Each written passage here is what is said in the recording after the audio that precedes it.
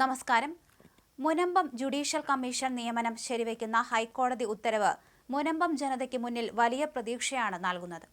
മുനമ്പം ഭൂമി വഖഫായി പ്രഖ്യാപിച്ച വഖഫ് ബോർഡിന്റെ നടപടി സർക്കാർ പാലിക്കേണ്ടതില്ലെന്ന വിധത്തിലാണ് കോടതി ഉത്തരവോടെ ഉയരുന്ന നിരീക്ഷണം.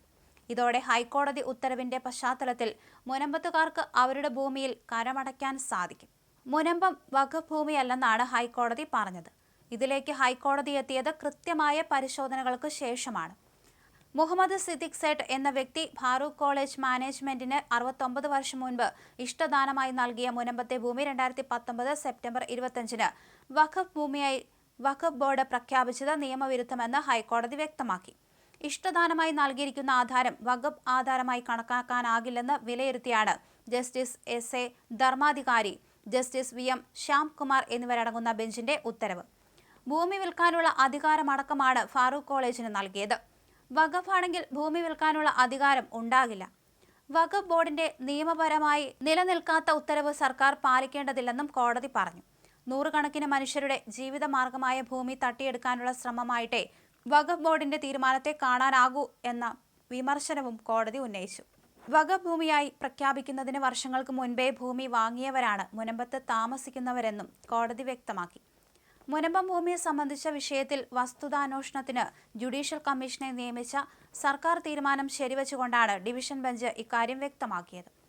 കമ്മീഷനെ നിയമിച്ചത് സിംഗിൾ ബെഞ്ച് റദ്ദാക്കിയതിനെതിരെ സർക്കാർ നൽകിയ അപ്പീൽ അനുവദിച്ചാണ് ഉത്തരവ്.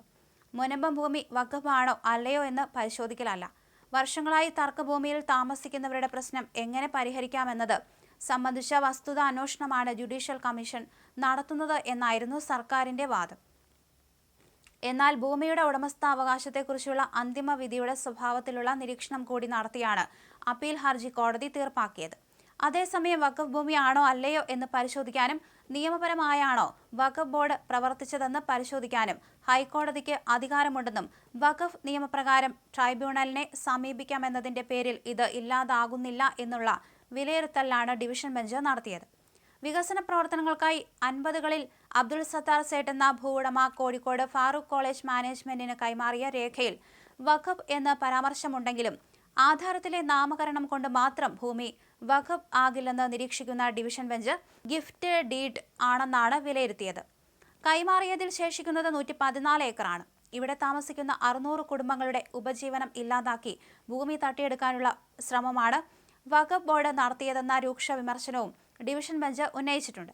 ഇക്കണക്കിന് ഭാവിയിൽ എന്തെങ്കിലുമൊക്കെ രേഖകൾ വെച്ച് താജ്മഹലോ ചെങ്കോട്ടയോ നിയമസഭാ മന്ദിരമോ ഹൈക്കോടതി പോലുമോ വഖഫ് സ്വത്തായി ചിത്രീകരിക്കാം. വഖഫ് ബോർഡിന്റെ ഇത്തരം നടപടി ഇന്ത്യയിൽ അനുവദിക്കാനാകില്ലെന്ന് ഉത്തരവിൽ പറയുന്നു. 4 ചുമരുകൾക്കുള്ളിൽ ഫാറൂഖ് മാനേജ്മെന്റിനെ മാത്രം കേട്ടാണ് ബോർഡ് ഏകപക്ഷീയ തീരുമാനം പ്രഖ്യാപിച്ചതെന്ന് ഡിവിഷൻ ബെഞ്ച് കുറ്റപ്പെടുത്തുന്നു. നൂറുകണക്കിന് വരുന്ന താമസക്കാരെ അവഗണിച്ചുള്ള നടപടിയിൽ കണ്ണും കെട്ടിയിരിക്കാനാവില്ല. മുനമ്പത്തെ ഭൂമിയുടെ കാര്യത്തിൽ കേരള വഖഫ് ബോർഡ് എന്തിനാണ് 69 വർഷത്തെ ഹിമാലയൻ മൗനം പാലിച്ചതെന്നതിന് വിശദീകരണവും നൽകുന്നില്ലെന്ന കുറ്റപ്പെടുത്തലുണ്ട്.